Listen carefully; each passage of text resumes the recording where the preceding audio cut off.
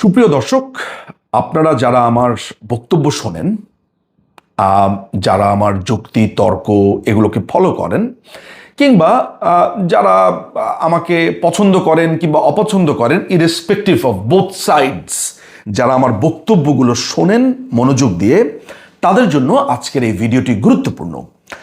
আপনারা হয়তোবা জেনে থাকবেন, প্রায় মাস দেড়েক দুয়েক আগে বা তারও আগে একটি ট্রেড এগ্রিমেন্ট বা একটা নন ডিসক্লোজার এগ্রিমেন্টের কথা আমরা বারবার বলেছি, যেটি এই দখলদার বাহিনী আমেরিকার সাথে সম্পাদিত করেছে। অর্থাৎ এই ইউনুসের বাহিনী, আপনি জানেন যে সাম্প্রতিক সময় যখন ট্রাম্প ক্ষমতায় এলো তখন সে তার ট্যারিফ বৃদ্ধি করেছে, ট্যাক্স বৃদ্ধি করেছে বাংলাদেশ যে পণ্য রপ্তানি করে সেগুলোর উপরে। সারা পৃথিবীর উপরেই বিভিন্ন রকম বিভিন্ন সংখ্যায় এই ট্যাক্স বৃদ্ধি করেছে, বাংলাদেশের ক্ষেত্রেও সেটি বৃদ্ধি করা হয়েছে। এবং এই ঘটনার প্রেক্ষিতে বাংলাদেশের একটা প্রতিনিধি দল, এই অবৈধ প্রতিনিধি দল বলাই ভালো, তারা আমেরিকাতে গেছে এবং গোপনে আমেরিকার সাথে একটি চুক্তি সম্পাদিত করেছে, যেই চুক্তি মানুষের সামনে আনা হয়নি এবং একজন সরকারি কর্মকর্তা নিজের জীবনের ঝুঁকি নিয়ে এই চুক্তিটি পাবলিক করে দিয়েছে এবং সেটি আমাদের হাতে গত 2-2.5 মাস ধরেই ঘুরপাক খাচ্ছে।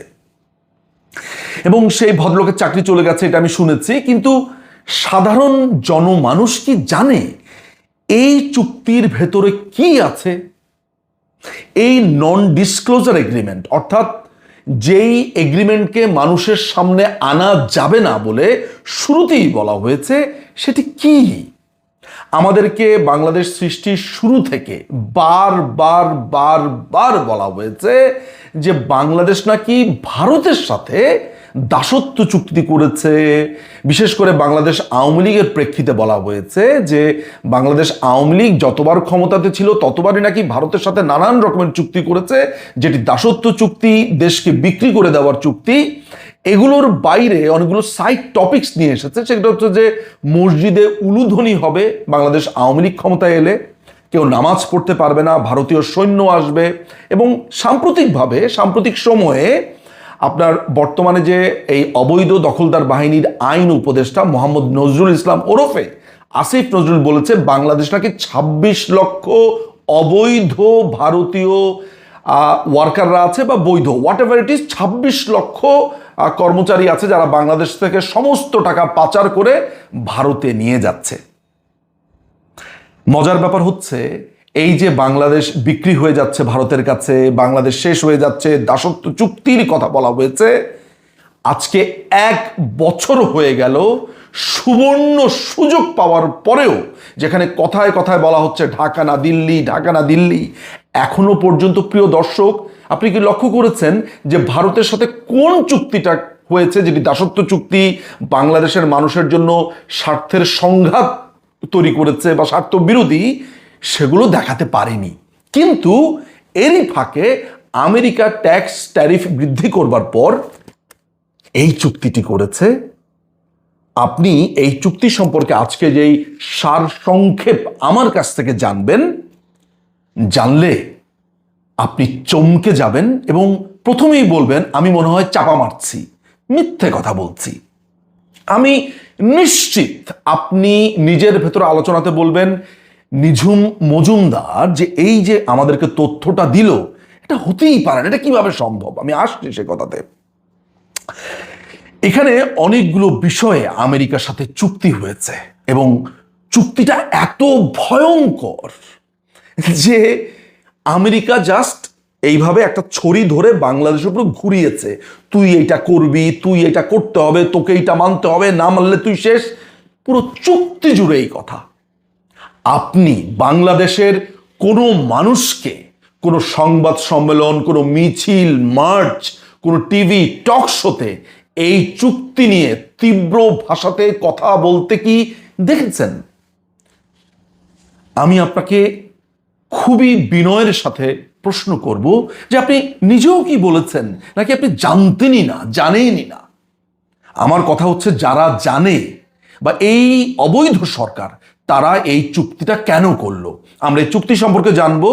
আজকে এই চুক্তির সারসংক্ষেপ আপনাদেরকে জানাবো এবং কথা দিচ্ছি এই চুক্তির একটা ডিটেইল এক্সপ্লেনেশন নিয়ে আরেকটি ভিডিও করব, বাট এই ভিডিওর পরে।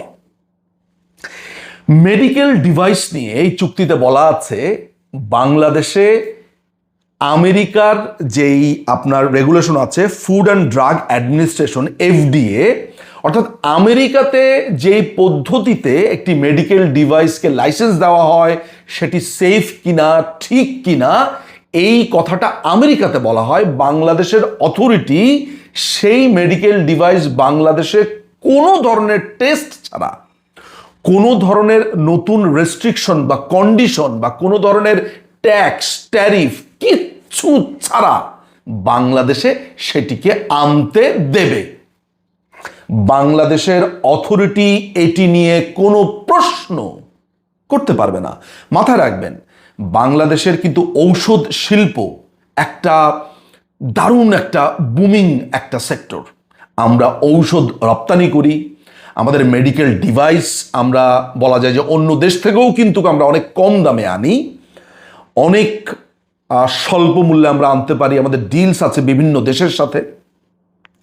এই চুক্তির ফলে আমেরিকা এমন কন্ডিশন দিয়েছে যে আমেরিকা থেকে আসা কোনো মেডিকেল ডিভাইসের ব্যাপারে বাংলাদেশের অথরিটি কোনো রেস্ট্রিকশন, কোনো পরীক্ষা নিরীক্ষা কিচ্ছু দিতে পারবে না। সংক্ষেপে বলেছি, ডিটেল এক্সপ্লেনেশন আছে।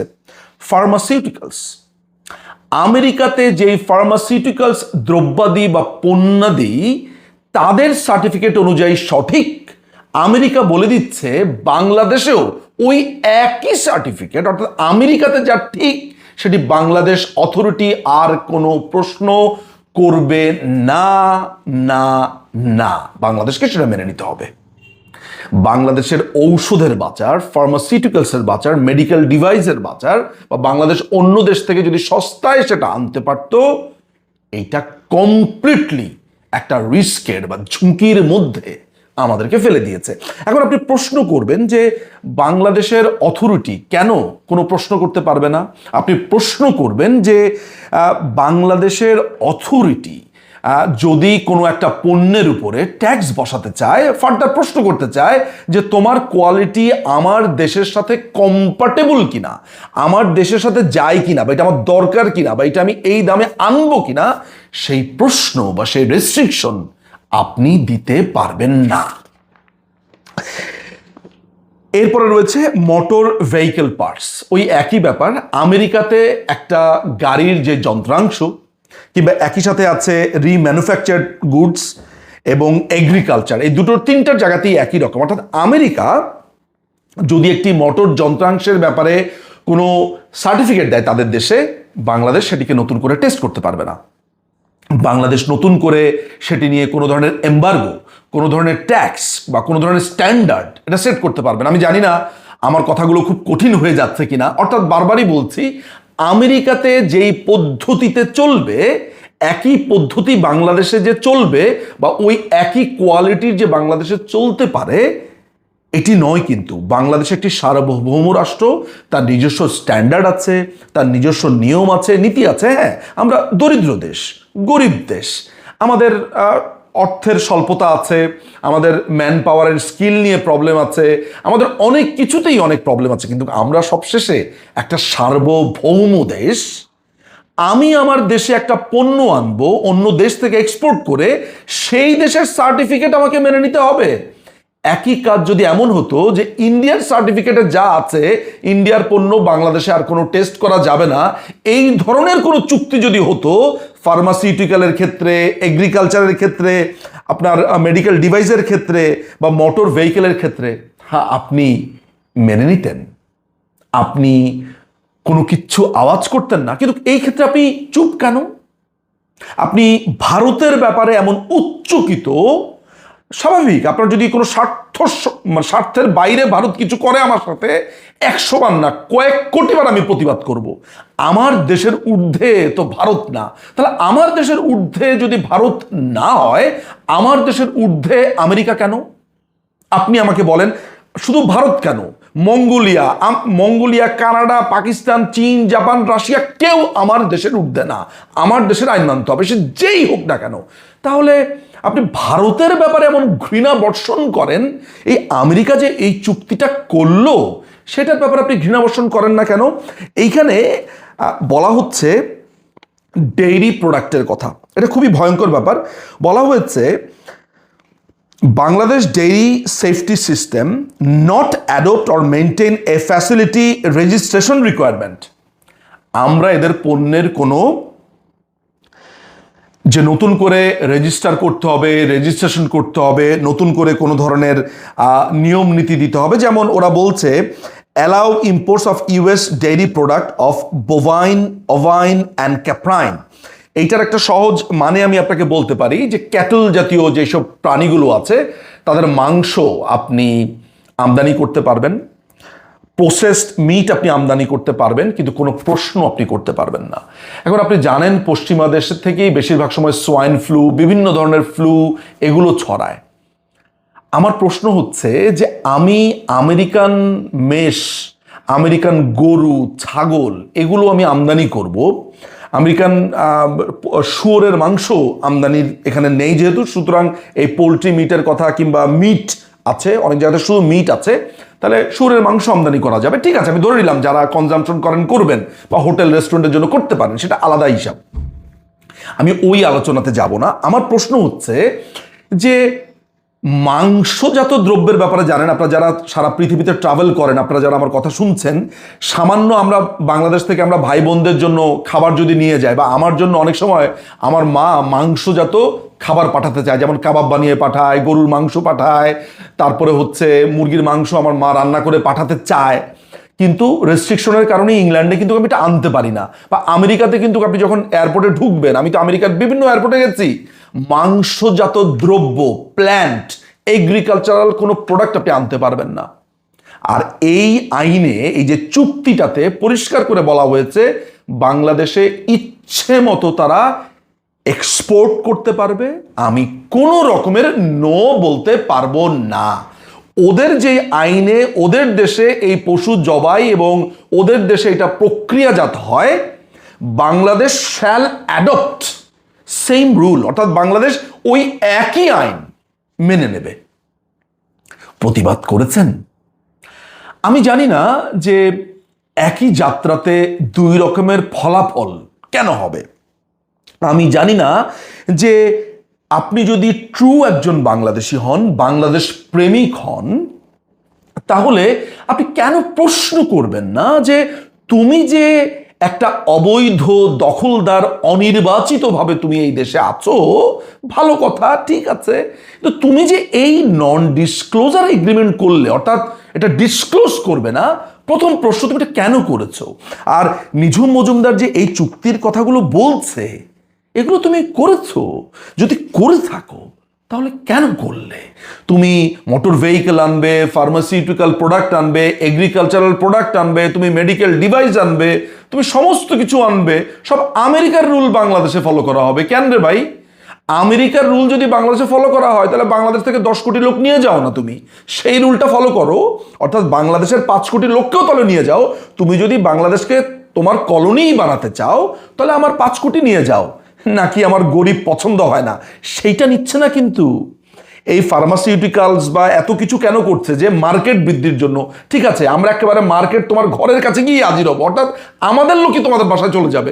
সেখানে তো তাদের পোলট্রি পণ্য দরকার হবে, সে ফার্মাসিউটিক্যাল পণ্য দরকার হবে, মোটর ভেহিকেল দরকার হবে। তাহলে আমাদের 5 কোটি লোককে নিয়ে যাও, আমাদের 5 কোটি লোককে নিয়ে গিয়ে, আমাদের 5 কোটি লোককে তুমি নিয়ে যাও, আমাদের 5 কোটি লোককে নিয়ে তুমি তখন সেখানে বিক্রি করো। সেটা কিন্তু করছে না।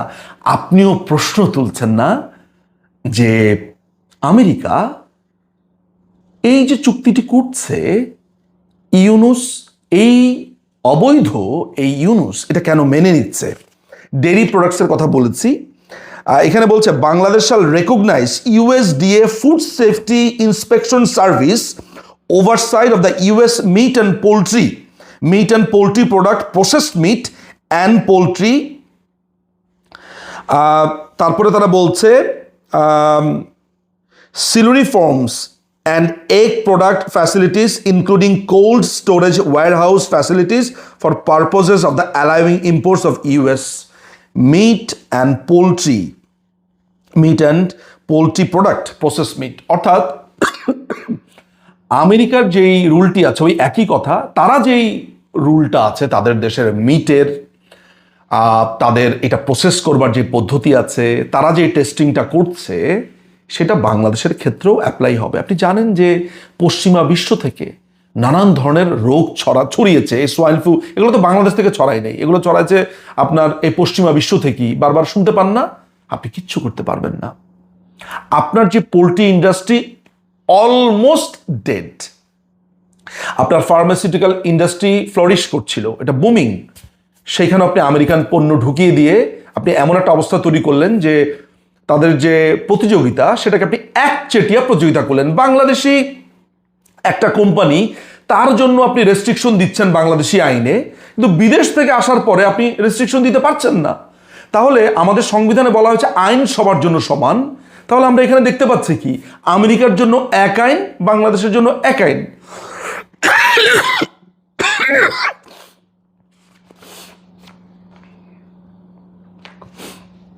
Bangladesh shall accept US meat and poultry products, processed meat and poultry, ওই যে এগ প্রোডাক্ট যেগুলো বলেছি সেগুলা। তারপরে বলা হয়েছে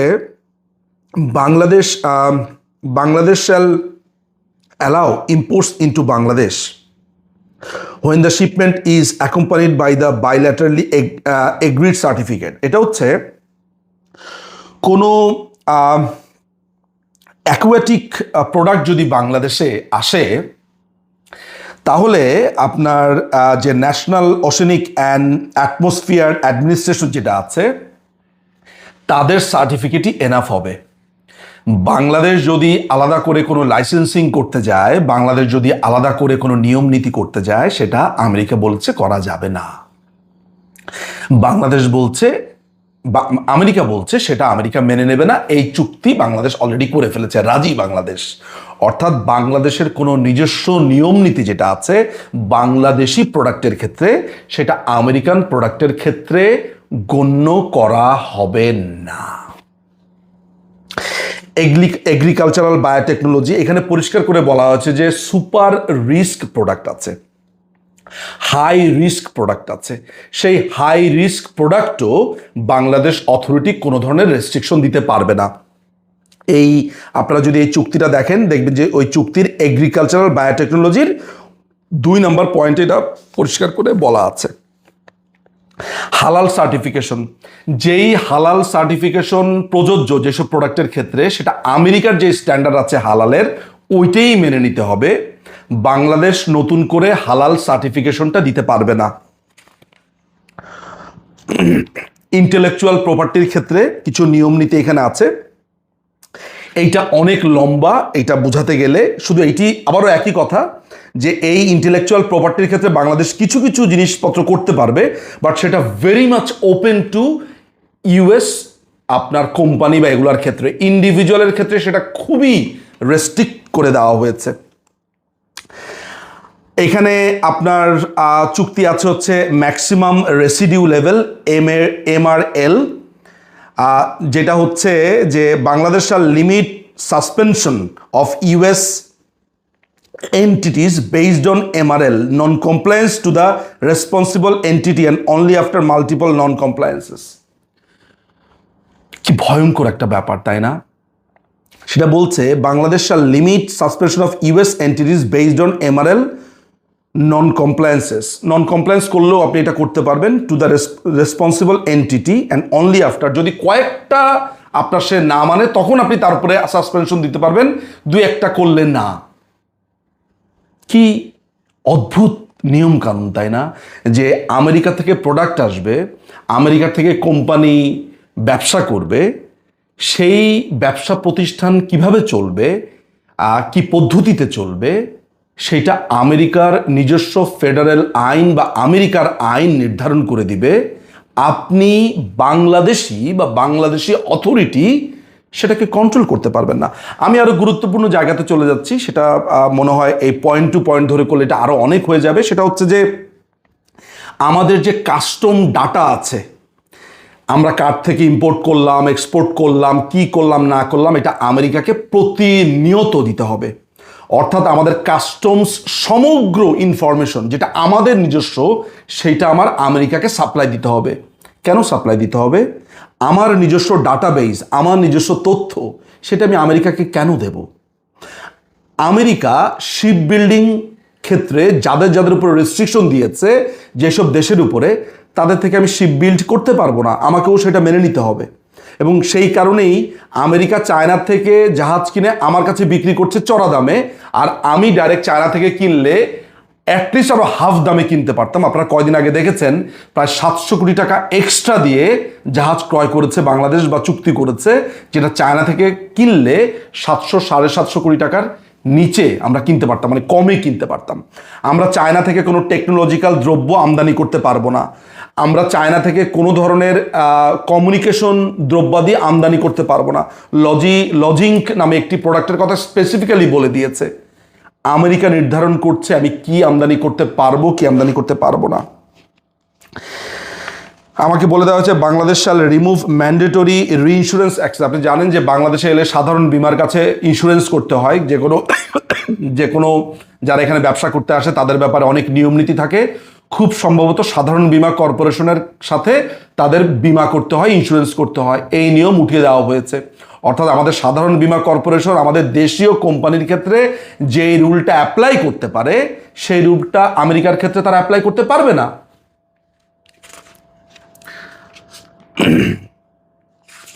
তারা এখানে বলছে যে eliminating unreasonable restriction on the right two strike including prohibition. এখানে ট্রেড ইউনিয়ন কিভাবে চলবে সেই ট্রেড ইউনিয়নের কথা বলা হচ্ছে।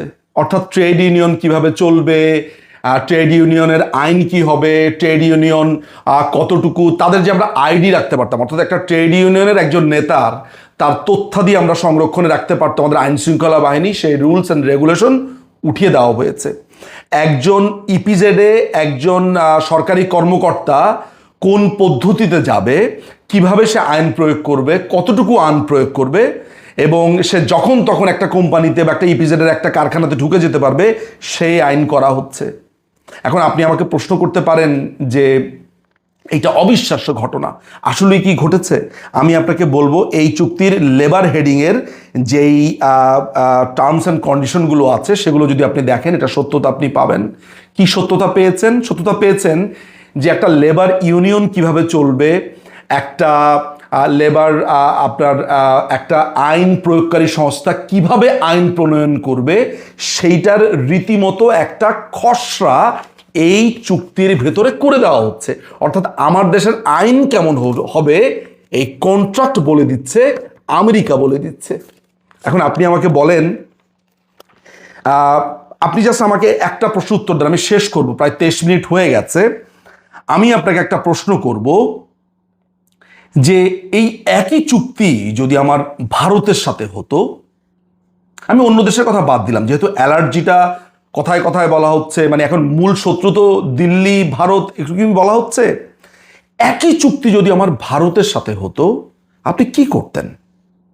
আর এই একই চুক্তি যখন আমেরিকার সাথে হয়ে গেছে, ইটস অলরেডি ডান, আপনি কি করেছেন, কি করতেন, আর কি হয়ে গেছে, এই দুটো নিয়ে আপনার যেই অভিব্যক্তি, সেটি যদি আপনি দেখেন যে আপনি আমেরিকার ব্যাপারে সম্পূর্ণ নিশ্চুপ, তাহলে ধরে নিতে হবে যে বাংলাদেশকে ভালোবেসে আপনি কখনোই কিছু বলেননি।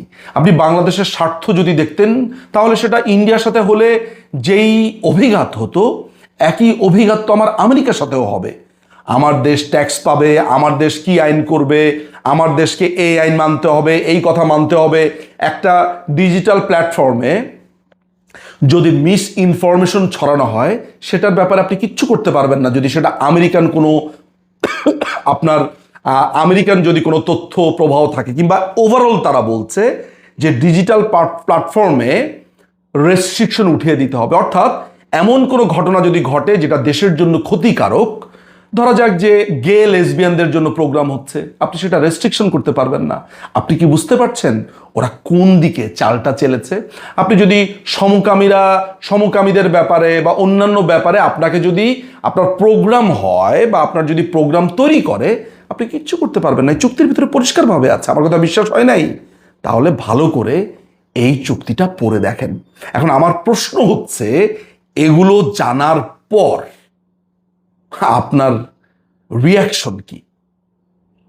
আপনি ভারত দেশ নিয়ে গেছে এই কথাটা বলতে বলতে লিটারেলি আমেরিকার কাছে দেশ বিক্রি করে দিয়েছে, কিন্তু আমেরিকা আবার আমার লোক নিচ্ছে না। আপনি কি প্রতিবাদ করবেন? আপনি কি বলবেন? বা নিজে একবার পড়ে দেখবেন ঘটনা সত্য কিনা? যাচাই করুন, পড়ুন এবং উচ্চকিত হন। আমেরিকার কাছে, এই সাম্রাজ্যবাদীদের কাছে এই ইউনুস, এই আমেরিকার পাপেট দেশ বিক্রি করে দিয়েছে। বানিয়ে বলিনি একটা চুল, একটা শব্দ, একটা ওয়ার্ড আমি বানিয়ে বলিনি, এই চুক্তি পড়ে বলেছি।